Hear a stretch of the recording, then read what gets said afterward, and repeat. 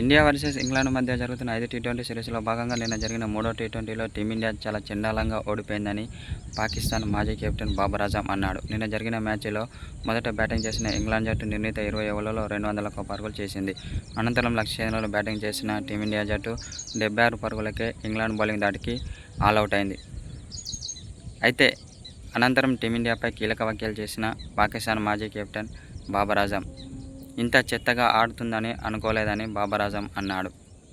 Team India అయితే దారుణంగా ఆడుతుందని అన్నాడు. ఇలా అయితే మాత్రం టీమిండియాను చిత్తుగా ఓడిస్తాం అని పాకిస్తాన్ మాజీ కెప్టెన్ బాబర్ ఆజం అన్నాడు.